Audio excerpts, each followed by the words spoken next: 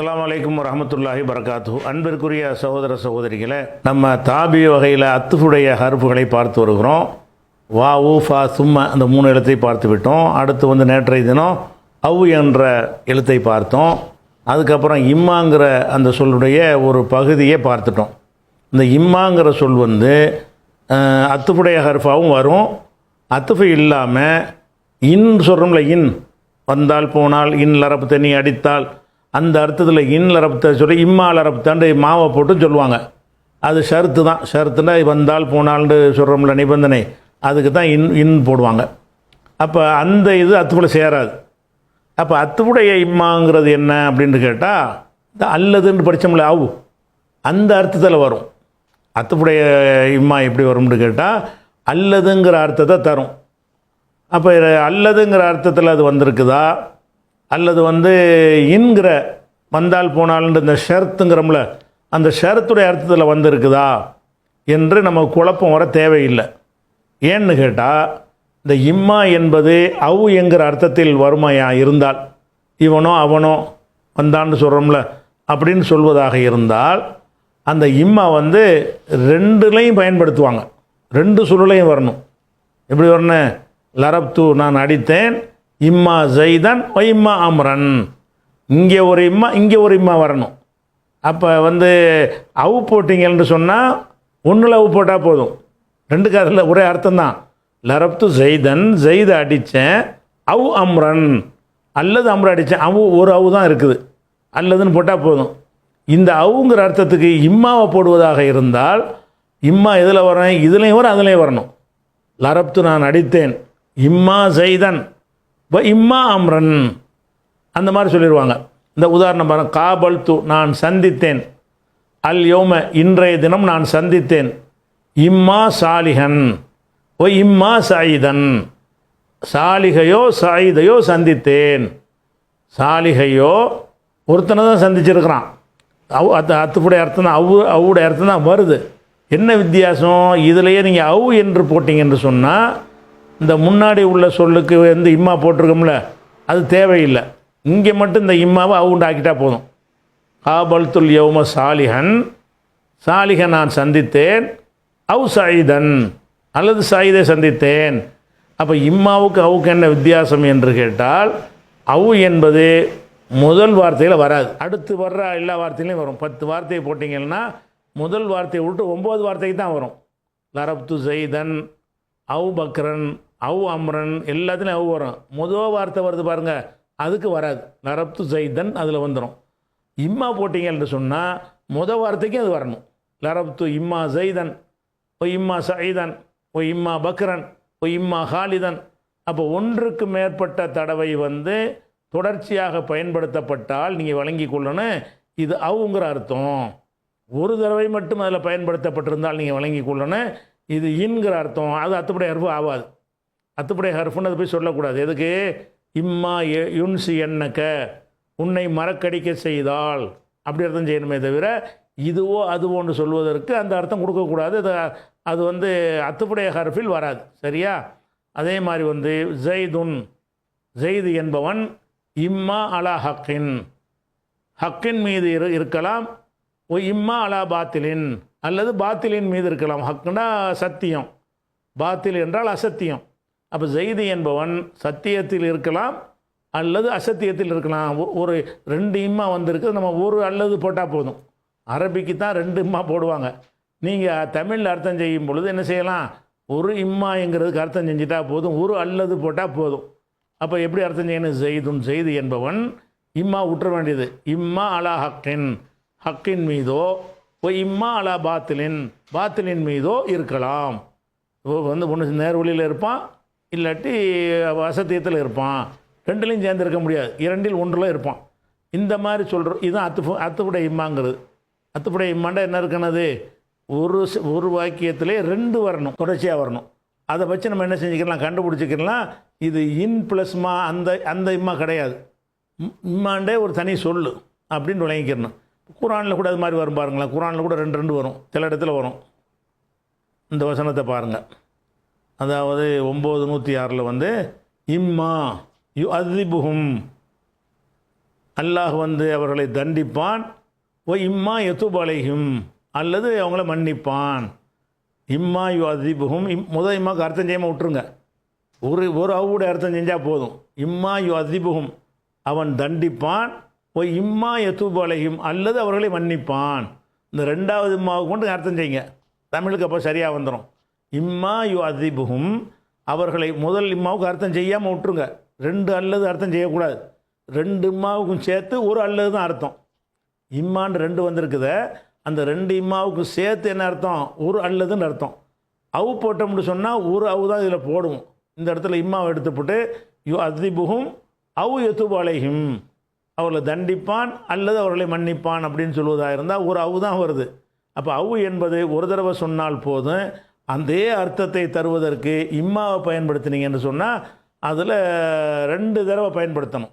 மாத்தூஃபு எதில் அத்துஃபு செய்கிறோமோ அதில் ஒரு இம்மா வரணும், எதை அத்துஃபு செய்கிறோமோ அதில் ஒரு இம்மா வரணும். இந்த இம்மாவுக்கு முந்தின சூழ்நிலை இம்மா வரணும், இம்மாவுக்கு பிந்தி வர்ற சூழ்நிலை இம்மாங்கிறது வரணும். அப்போ தான் இது அத்துப்படை இம்மாவாகும். சரியா?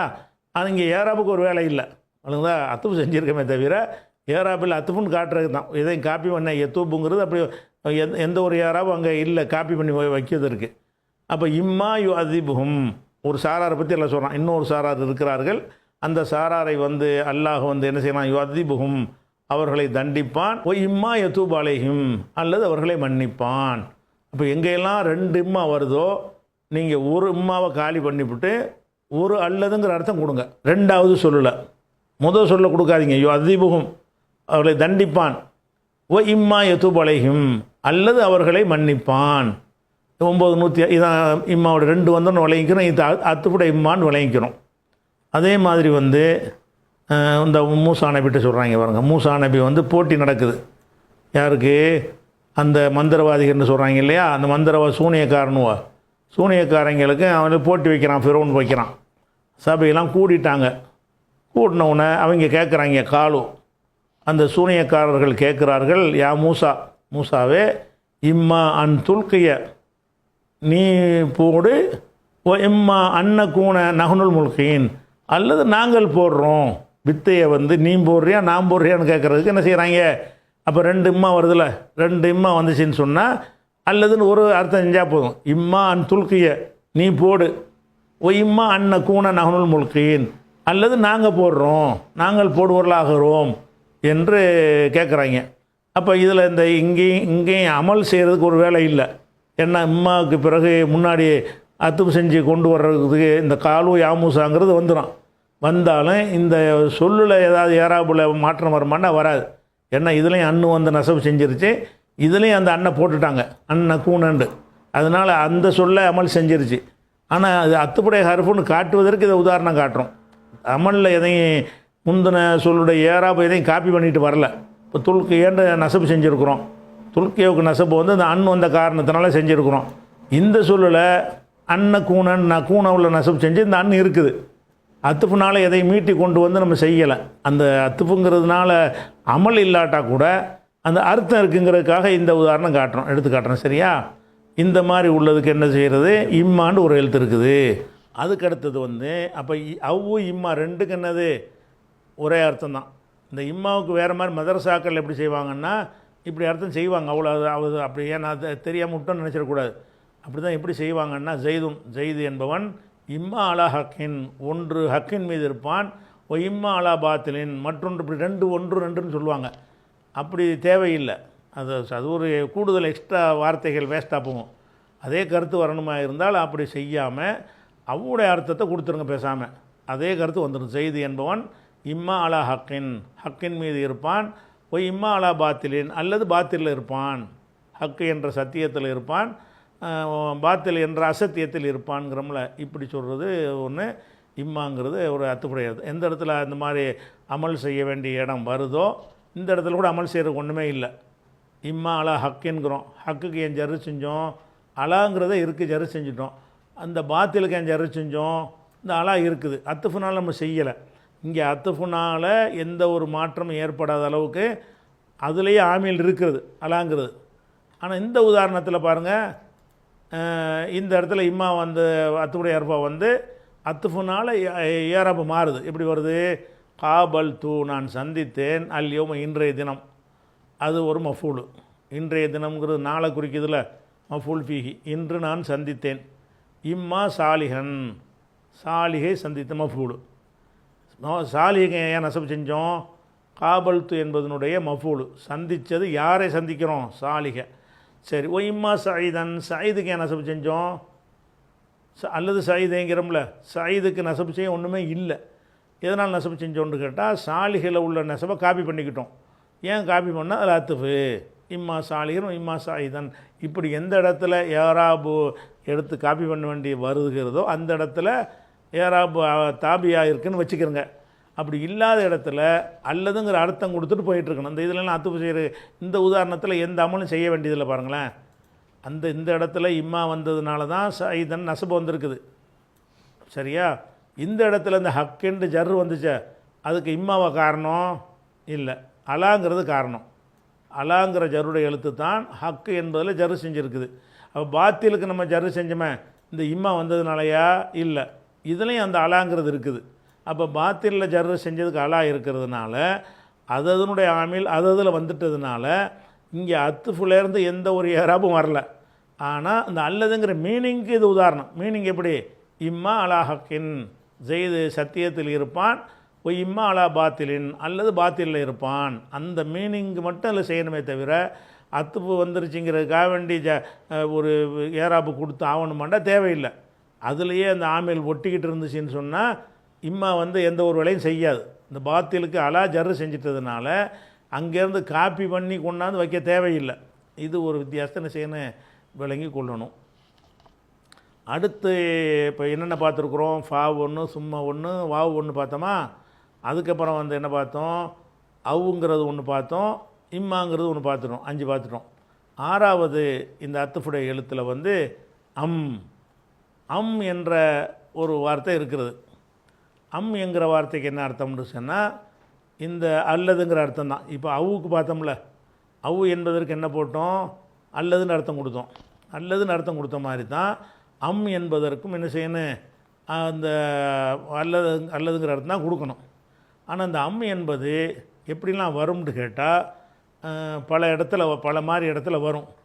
வந்தாலும் இது அந்த இந்த 2, அதாவது இஸ்திஃபாம் கேள்விக்குறி இருக்குல்ல, ஒரு கேள்வி கேட்குறோம்ல, அந்த கேள்வி கேட்கக்கூடிய இடத்தில் தான் இந்த அம் என்பது அதிக அளவில் வரும். எப்படி கேள்வி கேட்போம்? இந்த உதாரணம் பாருங்கள். சவாவுன் அலைஹிம் அவர்களுக்கு சமமாக இருக்கிறது. என்ன சமமாக இருக்கிறது? அன்தர்த்தன்னு வருது பாருங்க. அன்தர்த்தன்னா நீ எச்சரித்தாயின்னு அர்த்தம். அன்தர்த்தன்னா அங்கிறது எதுக்கு சேர்ப்போம்? நீ எச்சரித்தாயா, அப்படி தானே அர்த்தம். அன்தர என்றால் எச்சரித்தான், அன்தர்த்த என்றால் நீ எச்சரித்தாய், அன்தர்த்த என்றால் நீ எச்சரித்தாயா அப்படின்ட்டு இந்த இடத்துல நேரடி அர்த்தம் வருது. அதே மாதிரி அப்புறமேல் அம் வருது பாருங்க. அப்புறமேல் அம் என்கிற வார்த்தை வருது. லம் துந்திருகும், அவர்களுக்கு நீ எச்சரிக்கை செய்யவில்லை. லம் துந்திருகும்னா அவர்களுக்கு நீ எச்சரிக்கை செய்யவில்லை. அப்போ முதல்ல என்ன வருதுன்னா நீ எச்சரித்தாயா என்று வருகிறது, அதுக்கப்புறம் நீ எச்சரிக்கவில்லைன்னு வருகிறது. ரெண்டுக்கு நடுவில் அந்த அம் என்பது வந்திருக்குது. அப்போ இந்த அம் என்கிற சொல்லு இந்த ரெண்டு ஒரு கேள்விக்குறி போட்டு ஒரு வினை சொல்லு அப்புறம் அம் போட்டு அப்புறம் ஒரு வினை சொல்லு இப்படி வந்துச்சுன்னு சொன்னால் அப்போ என்னவாயிரும்னுட்டா அந்த ரெண்டையுமே அது மஸ்தராக மாற்றிடும். ஃபஸ்ட்டு விளங்கிக்கிறணும். அன்தர்த்தங்கிறது கேள்வியாக இருக்காது. இப்போ இந்த அம்முங்கிற வார்த்தைக்கு அத்துப்படைய அர்த்தம்தான், அல்லதுங்கிற அர்த்தம்தான். ஆனால் இந்த அன்தர்த்தங்கிறோம்ல, அன்தர்த்தங்கிறது கேள்வியாக தானே இருக்குது. அக்கல்த்த நீ சாப்பிட்டாயா, லரப்த நீ அடித்தாயா, கும்த நீ நின்றாயா, ஜலஸ்த நீ உட்கார்ந்தாயா. அந்த அன்னு போட்டால் என்னவாயிரும்? அது ஒரு வினை சொல்ல வந்தால் கேள்வியாக தான் வரும். அதே நேரத்தில் அம் என்கிற வார்த்தைக்கு முன்னாடி இந்த கேள்வியை போட்டு வந்துச்சுன்னு சொன்னால் அந்த கேள்விக்குறி செத்து போயிடும். கேள்விக்குறியுடைய அர்த்தம் அதில் கிடையாது. மாறாக என்ன அர்த்தம்னு கேட்டால் அதை மஸ்தருடைய அர்த்தமாக மாறிக்கிறேன். எப்படி? அன்தர்த்தகும், அவர்களை நீ எச்சரிப்பது, அவர்களை நீ எச்சரித்தாயான்னு தான் அங்கே இருக்கிறது. ஆனால் இந்த என்கிற வார்த்தை என்ன வேலை செய்யும்னு கேட்டால் அத்துஃபா மட்டும் வர்றது இல்லாமல் அதுக்கு முன்னாடியும் பின்னாடியும் வர்ற வார்த்தையே அது தலைகீழாக மாற்றி விட்ரும், அர்த்தத்தை மாற்றி விட்ரும். இப்போ நேரடியாக அர்த்தம் செய்வதாக இருந்தால் இப்போ சவாவும் அலைஹிம் அவர்களை பொறுத்தவரை சமமானது. எது சமமானது? அந்தர்த்தகும் நீ அவர்களை எச்சரிப்பது, நீ அவர்களை எச்சரித்தாயா சமமானதுன்னு அர்த்தம் செஞ்சு பாருங்கள். அது சமமானது. அந்தர்த்தகும் அவர்களை நீ எச்சரித்தாயா சமமானது. இப்படின்னா எந்த மொழியில் அப்படி இருக்குமா? இருக்காது. ஆனால் நம்ம அப்போ என்ன அர்த்தத்தில் வந்திருக்குது? அந்தர்த்தகும் என்பது கொஸ்டின் மார்க்கு ஹம்சா இருக்கிறது. ஆனால் அங்கே என்னவாயிரும்னு கேட்டால் கொஸ்டின்ங்கிறது அடிபட்டு போயிடும். கொஸ்டின் மாற்றம் அடிபட்டு போகாது. அந்த வினை சொல் மஸ்தராக ஆய்க்கிறோம். எச்சரித்தாய் என்பது எச்சரித்தல் என்று ஆகிவிடும். அப்போ அந்தர்த்தகும் அவர்களை எச்சரித்தலும். அல்லது இந்த அல்லதுன்னு அர்த்தம் இப்போ தான் வருது. லம் துன்சிருகும் அவர்களை நீ எச்சரிக்கவில்லை என்று நேரடி அர்த்தம் வருது. இதை மஸ்தராக்கணும். எச்சரிக்காமல் இருப்பது. அந்தர்த்தகும் அவர்களை நீ எச்சரிப்பது. லம் துன்சிருகும் அவர்களை நீ எச்சரிக்காமல் இருப்பது. ரெண்டும் சமமானது. எச்சரிக்கிறதும் அல்லது எச்சரிக்காமல் இருக்கிறதும் சமமானது. லா யுமினூன் அவங்க நம்பிக்கை கொள்ள மாட்டாங்கன்னு வருது. அப்போ இந்த என்ற வார்த்தை ஃபஸ்ட்டு விளங்கணும். அதுக்கு அல்லதுங்கிற அர்த்தம் இருந்தாலும் இது எப்படி வரும்னு கேட்டால் இரு வாக்கியங்களுக்கு நடுவில் தான் வரும் பொழுது அதுக்கு முந்தின வாக்கியங்களில் வினை சொல் இருக்குமையானால் அந்த வினை சொல்லில் என்ன செய்யும்? அந்த கேள்விக்குறி இடம்பெற்று முதல் வினை சொல்லில் கேள்விக்குறி வரும், ரெண்டாவதில் வராது. ஆனால் ரெண்டு வினை சொல்லையும் என்ன வாக்கிறோம்னு கேட்டால் அது மஸ்தருடைய அர்த்தமாக மாற்றிடும். மஸ்தரை வச்சா தான் அதுக்கு நீங்கள் அந்த மீனிங்கே கிடைக்கும். எப்படி கிடைக்குது? சவாவுன் சமமானது, அலைஹிம் அவர்களுக்கு சமமானது. எது சமமானது? எழுவாய் ஒன்று சொல்லலை. எழுவாய் என்ன? அந்தர்த்தகும் அவர்களை நீ எச்சரித்தாய் அல்ல எச்சரித்தாயா, அந்த ரெண்டு அர்த்தத்தையும் காலி பண்ணிவிட்டு அவர்களை நீ எச்சரித்தல் என்ன அர்த்தம்? இன்தாருங்கிற அர்த்தம் வந்துருச்சு. இன்தாருக்க அந்தர்த்த என்றால் நீ எச்சரித்தாயின்னு இருக்குல்ல. இன்தாருக்க நீ எச்சரித்தல், இன்தாருக்க ஈயாகும் அவர்களை நீ எச்சரித்தல் இப்படிங்கிற அர்த்தமாக அது மாற்றி விட்ருது. எதனால் அப்படி மாறுதுன்றால் அந்த தான் அந்த வேலையை செய்யுது. இந்த வார்த்தைக்கு முன்னாடி பார்த்தீங்கன்னு சொன்னால் இந்த மாதிரி ரெண்டு வாக்கியங்கள் வரும். ரெண்டையும் மஸ்தர் ஆக்கி விட்டுவிட்டு அல்லதுங்கிற அர்த்தம் தரும். சுருக்கமாக சொல்வதாக இருந்தால் என்பது அதுக்கு முன்னாடி வினை சொல்லை கொண்ட வாக்கியங்கள் இருக்கும் என்று சொன்னால் முன்னாடியும் பின்னாடியும் உள்ள அந்த வாக்கியத்தை மஸ்தராக ஆக்கி விட்டுவிட்டு அல்லதுங்கிற அர்த்தம் தரும். சரியா? ஆனால் ஏராபு காப்பி பண்ணி வர்றதுக்கு ஒன்றும் இல்லை. ஏன்னு கேட்டால் அந்தர்த்தங்கிற சென்றகால வினை, அதுக்கு எந்த ஏராபும் இல்லை. அத்துப்பு செஞ்சதுனால எந்த ஒரு ஏராபும் இங்கே வரப்போகிறது இல்லை. ஆனால் என்னத்துக்கு வருது? அல்லதுங்கிற அர்த்தத்துக்கு வந்திருக்குது. அதனால் அது அத்துக்குன்னு சொல்கிறோம். சரியா? அதே மாதிரி இது வினை சொல்லாக இருந்தால் தான். சரியா? வினை சொல்லாக இல்லாமல் எப்படி வரும்னு கேட்டால் பெயர் சொல்லாகவும் வரும். எப்படி வரும்? அன்தும் அஷத்து ஹல்கன் அமிசமாவு. இந்த இடத்துல அன்தும்ங்கிறது வினை சொல்லா, அஷத்து வினை சொல்லா, அஷத்து ஹல்கன் வினை சொல்லா. இது மொத்தமாக உள்ள எதுவுமே வினை சொல்லு கிடையாது. வினை சொல்லு வராமல் என்ன வருதுன்னா பெயர் சொல். அன்தும்டா நீங்கள், அஷத்து ஹல்கன் படைப்பிலே வழி கடுமையானவர்களா, அன்தும் இதில் கேள்விக்குறி வந்திருக்கு. இந்த பெயர் சொற்களை கொண்ட வாக்கியமாக இருந்தால் அதை மஸ்தர் ஆக்க முடியாதுல்ல. வினை சொல்ல தானே மஸ்தர் ஆக்க முடியும். நீ என்பது எப்படி மஸ்தர் ஆக்கிறது? அடித்தான் என்பது அடித்தல்னு மஸ்தர் ஆக்கலாம். கொன்றான் என்பதை கொலை செய்தல் என்று மஸ்தர் ஆக்கலாம். கத்தி அருவா ஈட்டிங்கிறது மஸ்தர் ஆக்கிறது. நீ நான்கிறது எப்படி மஸ்தர் ஆக்கிறது? அவன் இவன்கிற மஸ்தர் ஆக்க முடியாது. மஸ்தர் பெயர் சொல்ல மஸ்தர் ஆக்க முடியாது தானே. கழுதை எப்படி மஸ்தர் ஆக்க முடியும்? கழுதுனா கழுது தான். அப்போ மஸ்தர் ஆக்குறதுனா எதில் வரும்? வினை சொல்லு தான். அடித்தான் அடித்தல், கொன்றான் கொலை செய்தல், சாப்பிட்டான் சாப்பிடுதல், படுத்தான் படுக்குதல், நின்றான் நிற்குதல், அதுக்கு தான் மஸ்தர் வருமே தவிர வராத காரணத்தினால இங்கே இதில் அம்மு வரும். அம்மு என்பதற்கு முன்னாடி ஒரு வாக்கியம் இருக்கும், பின்னாடி ஒரு வாக்கியம் இருக்கும். இருந்தாலும் இதில் எந்த ஒரு மாற்றம் வராது, கேள்வியோடவே வந்துடும். அன்தும் நீங்கள், அஷத்து ஹல்கன் படைப்பிலே கடுமையானவர்களா, படைக்கப்படுவதில் நீங்கள் கடுமையானவர்களான்னு கேள்வி கேட்குறோம்ல. அல்லது அஸ்ஸமாவு வானம் கடுமையானதா, உங்களை படைக்கிறது கஷ்டமா வானத்தை படைக்க கஷ்டமாடா, அவ்வளோ பெரும்பாண்டமாக நான் படைச்சி வச்சுருக்கிறேன், உன்னை படைச்ச ஒரு அற்பத்தின் அற்பம் அப்படிக்கா நான் இருக்கிறேன் அப்படின்னு நல்லா சொல்கிறான். அன்தும் அஷத்து ஹல்கன் அமிசமாவோ. அப்போ வந்து நீங்கள் அம் என்பது அல்லதுங்கிற அர்த்தத்தில் வந்திருக்குது. வந்தாலும் இதுக்கு முந்தின வாக்கியம் என்னவாக இருக்குதுன்னா பெயர் சொற்களை கொண்ட வாக்கியமாக இருக்கிறதுனால அதில் உள்ள மஸ்தரை மாற்றுறதுங்கிற அந்த அடிப்படை வராது. உள்ளபடி அர்த்தம் செஞ்சிட வேண்டியது. ரெண்டுக்கு நடுவில் தான் வரும். அம் என்பது என்ன செய்யும், ரெண்டு வாக்கியத்துக்குலாம் தான் வரும். அதுக்கு ஒரு உதாரணத்தை நம்ம பார்த்துட்டோம். அதே மாதிரி அம் லஹுல் பனாத்து, இதில் என்ன இருக்குது, கேள்விக்குறி இல்லாமல் ஸ்டார்டிங்லேயும் வருது, நடுவில் வராமல் இப்படியும் வரும். அம் லஹுல் பனாத்து, அவனுக்கு பெண் மக்களா, வலக்குமுல் பனூன், உங்களுக்கு ஆண் பிள்ளைகளா, இப்படி துவக்கமாக வந்துச்சுன்னு சொன்னால் அதில் அந்த அம் என்பது என்னவாயிரும்னு கேட்டால் கேள்விக்குரிய அர்த்தத்துக்கு வந்துடும். அம் என்பது வந்து ஒரு வாக்கியத்தில் வந்து ஃபஸ்ட்டில் வந்துச்சின்னு சொன்னால் அல்லதுங்கிற அல்லதுன்னு வராதில் எடுத்தபடி அல்லதுமிங்க. அல்லது அவனுக்கு பெண் மக்கள்னு சொல்ல முடியுமா? சொல்ல முடியாது. அம் என்பது என்னது, இஸ்திஃபாமுடைய கேள்விக்குறியுடைய அர்த்தமாகிக்கிறோம். அம் லஹுல் பனாத்து, அவனுக்கு பொம்பளை பிள்ளைகளா, உலகம் என்ன செய்கிறாங்கன்னு கேட்டால் அல்லாவுக்கு பிள்ளைகள்னு சொல்லிகிட்டு இருந்தாங்க மக்காவில் உள்ளவங்க. யாரை பிள்ளைண்டாங்கன்னா மலக்குமார்களை பிள்ளைண்டாங்க. அந்த மலக்குமார்கள்லாம் யாருன்னு கேட்டால் அல்லாவுடைய பொம்பளை பிள்ளைண்டாங்க. ஆம்பளை பிள்ளையா அல்லாவுக்கு யாரையுமே கற்பனை பண்ணலை.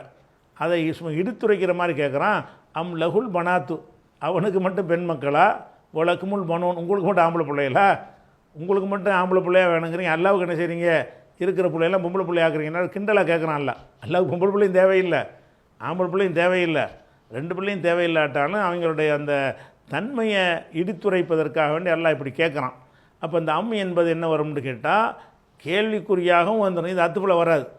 அம் லஹுல் பனாத், அவனுக்கு வந்து பெண் பிள்ளைகளா, பெண் பிள்ளைகளான்னு சொன்னீங்களே அந்த கேள்விக்குறி. அப்போ கேள்விக்குறியுடைய அம்மு வரும். அப்போ அத்துப்புடைய அம்மு எதுன்னு கேட்டால் நடுவில் வரணும். அத்துப்புடைய அம்மு என்னது, ரெண்டு வாக்கியத்துக்கு நடுவில் அது வந்துச்சுன்னு சொன்னால் தான் அல்லதுங்கிற அர்த்தம் வரும் என்பது விளைவிக்கிறன்னு இது ஒரு விஷயம். பாருங்கள், அம் ஹல் எஸ்தவி லுலுமாத்து, இந்த எடுத்தடுப்பில் வருது பாருங்கள் அம்ங்கிறது. இதெல்லாம் வந்து அல்லதுங்கிற அர்த்தம் கொடுத்துடக்கூடாது. இந்த அம் என்பது ஒரு வாக்கியத்தின் துவக்கத்தில் வந்துச்சுன்னு சொன்னால் அம் என்பதற்கு அல்லதுன்னு அர்த்தம் கொடுக்கூடாது. உங்கள் தமிழில் கூட கொடுப்பீங்களா, எடுத்தடுப்பில் அல்லதுமீங்களா, அல்லது இவன் வந்தான்மீங்களா? அல்லதுன்னு போட்டாலும் எப்போ போடுவோம், எந்த பாஷையாக இருந்தாலும், தமிழாக இருக்கட்டும், இங்கிலீஷாக இருக்கட்டும், நம்ம பேசுகிற அரபியாக இருக்கட்டும், எந்த பாஷையாக இருந்தாலும் அல்லதுங்கிறத கொண்டு வாக்கியத்தை ஆரம்பிக்க முடியுமா? ஜெய்தோ அல்லதுன்னு ஜெய்தோன்னு சொல்லிட்டு தானே அல்லதுமீங்க. இவனோ அவனோன்னு சொல்லும்போது தான் நல்லது நடுவில் தானே வரேன். அப்போ நடுவில் வந்தால் மட்டும்தான் அம் என்பது என்னவாக இருக்கும், அது வந்து அதாவது இப்போ வினை சொற்களை கொண்ட வாக்கியத்துக்கு நடுவில் வந்தால் வினை சொல்ல மஸ்தராக்கி விட்டுப்படும்.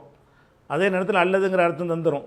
பெயர் சொல்லுடைய வாக்கியத்தில் அது வந்துச்சுன்னு சொன்னால் அந்த அர்த்தத்தை மாற்றாது, கேள்வியாக தான் இருக்கும், அவங்கள அர்த்தம் வந்துடும். வாக்கியத்துடைய துவக்கமாக வந்துச்சுன்னு வைங்க, அப்போ அத்துப்புன்னு சொல்ல மாட்டோம். அத்துப்புண்டாலே வந்து அல்லதுன்னு அர்த்தம் வருவதற்கு என்ன செய்யணும், நடுவில் தான் வந்து ஆகணும்.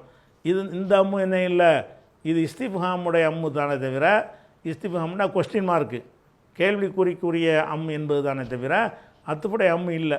அப்போ அத்துப்புடைய அம்மு இல்லைங்கிறது நீங்கள் விளங்கணும்ல. அத்துப்புடைய ஹர்ஃபை வழங்கிக் கொள்வதாக இருந்தால் எது அத்துப்புடைய ஹர்ஃபு இல்லைங்கிறத விளங்கணும்ல. அதுக்காக வேண்டி தான் அம் இந்த இடத்துல என்ன செய்யணும், அம்ங்கிற தனியாக வச்சுக்கிட்டு ஹல் தஸ்தவில் லுலுமாத்து, இருள்களும் 100 ஒளியும் சமமாகுமா அப்படின்னு சொல்கிறோம். ஆனால் இந்த வார்த்தையை மட்டும் பார்த்தோம்னு சொன்னால் இந்த இடத்துல அம் என்பது வந்து கேள்விக்குறி மாதிரி இருக்கிறது. ஆனால் இதே சூறாவில் வந்து நிறைய விஷயங்கள் வந்துக்கிட்டு இருக்குது, அதுக்கு நடுவில் அந்த அம் வருது.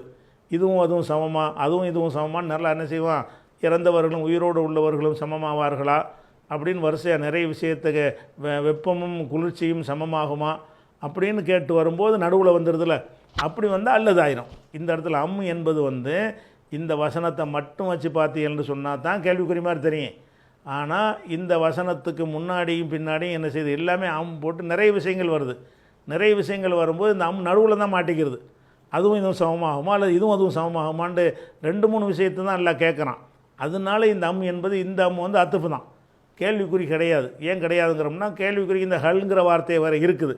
ஹல் என்றாலே வந்து அதான் அர்த்தம். ஹல்னா சரி, ஹல் தஸ்தவின்னா சமமாகுமா, அந்த கேள்விக்குறிக்கு சொல்கிறோம்ல இஸ்திஃபாம் ஹம்சா, அந்த அர்த்தம் எதில் இருக்குது, அந்த ஹல் என்பதில் இருக்குது. அப்போ இந்த அம் என்பது வந்து வாக்கியத்தின் துவக்கத்தில் இருக்கிற மாதிரி தெரிந்தாலும் நம்ம இதுக்கு முந்தி பிந்தி போய் பார்க்கணும். இந்த ஒரு அம்மு தான் இருக்குதா, இது மாதிரி வரிசையாக நிறைய விஷயங்கள் சொல்லப்பட்டு வருதான்னு பார்க்கணும். நிறைய வந்துச்சுன்னா தான் இது அல்லதுன்னு சொல்லலாமே.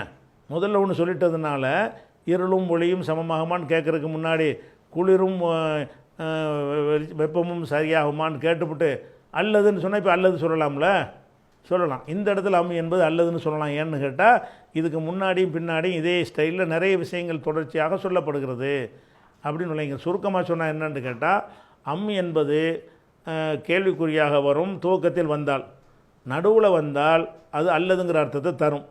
தேவைப்பட்டுச்சுன்னா ஏராபு காப்பி பண்ண வேண்டியிருந்தால் காப்பி பண்ணிக்கணும், அப்போ தாபியாக இருக்கும். ஏராபு காப்பி பண்ண வேண்டிய விஷயம் இல்லை என்று சொன்னால் அல்லதுங்கிற அர்த்தத்தை தரக்கூடியதாக இருக்கும். இது அம்முங்கிற வார்த்தையுடைய அர்த்தம். அதுக்கு அடுத்தது பல். பல் என்று ஒரு ஹர்ஃப் இருக்கிறது. பல் என்பதையும் அத்து போட்டு சேர்த்து வச்சுருக்கிறாங்க. பல் என்னன்னு கேட்டால் பல் கரெக்ஷன் பண்ணுற எழுத்து. இது பல்லுங்கிறது என்ன, ஒரு விஷயத்தை தப்பாக சொல்லிவிட்டு மறதியாக வாய் தவறி ஒன்றை சொல்லிவிட்டு உடனே திருத்துவோம்ல, அந்த திருத்துவம் செய்த அமர் வந்தாமல, ஜெய்து வந்தது அமர் தான் வந்திருப்பான், வாய் தவறி ஃபஸ்ட்டு ஜெய்துன்னு வந்துடும். உடனே என்ன செய்வீங்க, நீங்கள் திருத்துவீங்க. எப்படி செய்வீங்க, ஜெய்து அமர் வந்தான், ஜெய்து சொல்லிட்டு அமர் வந்தாங்கிறீங்கல்ல, ஜெய்து இல்லை இல்லை அமர் வந்தாம்பிங்க. இல்லாட்டி என்ன செய்யுங்க, வாய் தவறி ஜெய்துன்னு வந்துருச்சின்னு சொன்னால் இல்லை இல்லைன்னு ஒரு வார்த்தையை போட்டுட்டு அமருன்னு சொல்லுவீங்க. ஜெய்து வந்தான், இல்லை இல்லை அமர் வந்தான்ங்கிறீங்க. அப்போ இல்லை இல்லைன்னு போட்டால் என்ன அர்த்தம், நான் முதல் சொன்னது என் கவனக்குறைவுனால் அல்லது டங் ஸ்லிப்னால் இந்த ஜெய்துன்னு நான் தப்பாக சொல்லிவிட்டேன். ரெண்டாவது சொல்கிறேன் பாருங்கள், அவன் தான் வந்தவன். அப்போ வந்தது அமரு, நீங்கள் வாய் தவறி ஜெய்துன்னு சொல்லிவிட்டீங்க. வழங்குதா, சோத்தை தின்னீங்களா ரொட்டியை தின்னீங்களான்னு உங்களுக்கு கேட்குறாங்க. நான் என்ன செஞ்சேன், ரொட்டியை சாப்பிட்டேன், இல்லை இல்லை சோத்தை சாப்பிட்டேங்கிறீங்க. அப்போ ரெண்டையுமா சாப்பிட்டீங்க, ரெண்டையும் சாப்பிட்டேன் இல்லை இல்லைன்னு ஏன் போடுறீங்க, ரொட்டியை சாப்பிட்டேன் இல்லை இல்லை சோத்தை சாப்பிட்டேங்கிறீங்க. அப்போ ரொட்டிங்கிறது எதை கவனக்குறைவாகவோ தவறுதலாக வாயில் என்ன செஞ்சு நம்ம கவனம் இல்லாமல் வந்து விட்டது. அப்போ இரண்டாவது எதை சொல்கிறோமோ அதைத்தான் நம்ம செஞ்சுருக்கிறோம். அந்த மாதிரி சொல்வதற்கு பயன்படுத்துறதுக்கு என்ன செய்வாங்க, நம்ம இல்லை இல்லைன்னு ரெண்டு தடவை போடுறோம்ல, அதுக்கு பதிலாக பல் போட்டால் போதும். ஜெய்துன் பல் அம்ருன், ஜெய்து வந்தான் இல்லை இல்லை அமரு வந்தான்னு அர்த்தம். அப்போ ஜெய்து வந்தான் என்கிறத கரெக்ஷன் பண்ணி திருத்தம் செய்து அடுத்து சரியானதை சொல்கிறோம்ல, இந்த சரியானதை சொல்வதற்கு இந்த பல் போடுவாங்க. அப்போ ஒன்று தான், ஒரு ஆள் தான் வந்திருக்கிறான், ஜெய்து தான் அமரு தான் வந்திருக்கான். முதல் சொன்னாலும் வரல, ரெண்டாவது சொன்னாலும் தான் வந்திருக்கிறான். ஆனால் அவு போட்டிங்கன்னா அவனை நமக்கு தெரியாமல் இருக்குது. இதில் கன்ஃபார்மாக தெரியுது, ரெண்டில் ஒரு ஆள் தான். யார், ரெண்டாவது சொன்னால் தான். முதல் சொன்னது தப்பாக சொல்லிட்டோம். அப்போ தப்பாக சொல்லிவிட்டு திருத்தம் செய்வதற்கு பேசுகிறது எல்லா பாஷையிலும் இருக்குது தானே செய்யுது. எழுத்துக்களில் பெரும்பாலும் இப்படி வராது, ஏன்னா எழுத்தில் யோசித்து தானே எழுதுவோம், அன்னோட திருத்தி போட்டுருவோம். பேச்சில் வரும். பேச்சில் என்ன செய்யும், நம்ம ஒன்றை சொல்லிவிட்டு என்ன செய்வோம், எதை சாப்பிட்ட என்றைக்கு வந்தேன்னு கேட்பாங்க. வெள்ளிக்கிழமையா இல்லை சனிக்கிழமை வந்தோமோ, வெள்ளிக்கிழமைன்னு வாயில் வந்துடும். அப்புறம் என்ன செய்வோம், சனிக்கிழமைன்னு சொல்லுவோம். அப்போ கிழமையை மாற்றி சொல்லுவோம், ஆளை மாற்றி சொல்லுவோம், செஞ்ச செயலை மாற்றி சொல்லுவோம். அது மாதிரி பல விஷயங்களில் திருத்தங்கள் வரும். அப்போ அந்த திருத்தங்கள் சொல்வதற்கு உள்ள வார்த்தை என்ன, பல். அந்த பல் வந்துச்சின்னு சொன்னால் இந்த பல்லுக்கு பிறகு என்ன ஏராபு செய்கிறது என்று கேட்டால், அந்த முன்னாடி உள்ள மாத்தூஃப் இருக்குல்ல, தப்பாக சொன்னீங்கல்ல வார்த்தை, அதில் உள்ள ஏராபு இது கொடுத்துடணும். ஜெய்துன், ஜெய்து வந்தான் ரஃப, பல் அம்ருன் ரூன்னு தான் சொல்லணும். ஏன் அம்ருன்னு அது ரஃப வந்துச்சு என்று கேட்டால், இந்த பல்ங்கிற வார்த்தையை ஜெய்தில் நம்ம அத்துப்பு செஞ்சுருக்குறோம். அப்போ அதே மாதிரி ரஐத்து ஜெய்தன், தன் போட்டிங்க, ரஐத்து போட்டதுனால நான் பார்த்தேன், ஃபேலு ஃபாயில் இருக்கிறது, நமக்கு தேவை மஃபூலு.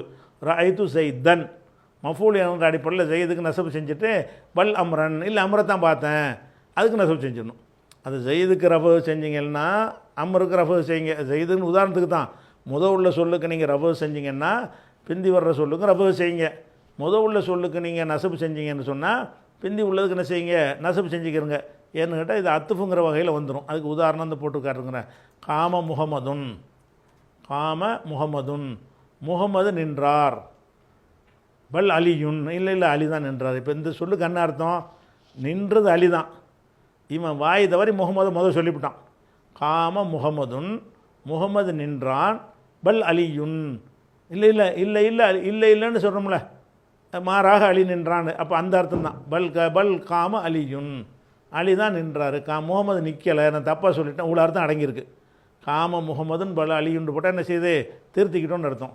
அதே மாதிரி இது ஃபேலில் வந்துச்சா ஒரு கட்டளை ஏறுறோம், அதில் கூட வரும். எப்படி வரும், லியக்கும் காமவுலேருந்து கூமுண்டாக்கி அம்ரு காயிபு லியக்கும் நிற்கட்டும் முகமதுன் 5 பேர் உட்காந்துருக்குறாங்க. முகமது அலி 2 பேர் பார்த்து என்ன செய்கிறோம், முகமது நெல்லுன்னு சொல்கிறோம். அலி நெல்லுங்கிறோம். முகமது நிற்கட்டும், இல்லை அலி நிற்கட்டும் கட்டளை எடுக்கிறோம். அந்த கட்டளையில் ஃபஸ்ட்டு முகமதுன்னு சொல்லிவிடுறோம், தப்பாக சொல்லிவிட்டோம். பல் அலியுன், இல்லை அலி நிற்கட்டும். அம்ரு காயிபில் கூட வரும். அதே மாதிரி நகியில் வரும் பாருங்கள், லாயக்கும் முகமதுன், முகமது நிற்க வேண்டாம். பல் அலியுன், அலி நிற்க வேண்டாம். முகமதுக்கு அந்த கட்டளை இல்லை. லாயக்கும் முகமதுனா முகமது நிற்க வேண்டாம்.